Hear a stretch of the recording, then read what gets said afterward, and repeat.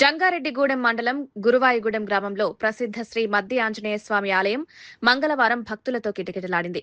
స్వామివారికి ప్రీతికరమైన రోజు కావడంతో ఉదయం నుంచే భక్తులు పెద్ద సంఖ్యలో ఆలయానికి చేరుకుని ప్రత్యేక పూజల్లో పాల్గొన్నారు.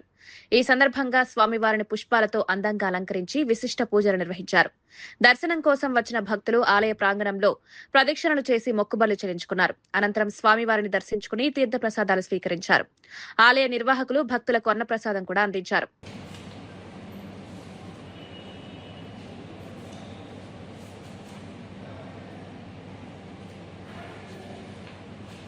జంగారెడ్డి ప్రజలకు నమస్కారం.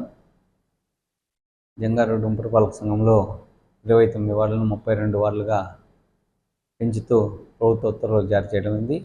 వాటిని ప్రాథమిక ముసాయిదాను రెడీ చేసి 17/5/2025 తారీఖున పబ్లికేషన్ చేయడం జరిగింది. వాటిపైన ప్రజల నుంచి సలహాలు సూచనలు కోరడమైంది. దాంట్లో భాగంగా వైఎస్ఆర్సీపీ పార్టీ తరఫున ఒకటి మాత్రమే వచ్చింది. అది కూడా 25వ వార్డు మరియు 9వ వార్డు కొద్దిగా మార్పులు చేర్పులు చేయాలని వచ్చింది. అది మా టౌన్ ప్లానింగ్ సెక్షన్లో వాటిని పరిశీలిస్తున్నారు. వాటిని ఏదైతే న్యాయబద్ధంగా ఉంటే వాటిని పరిశీలిస్తారు. న్యాయబద్ధంగా లేదు, మొత్తము ప్రతి ఒక్కటి మార్చాలనుకుంటే వాటిని ఎలా చేయాలనేది పరిశీలిస్తున్నారు.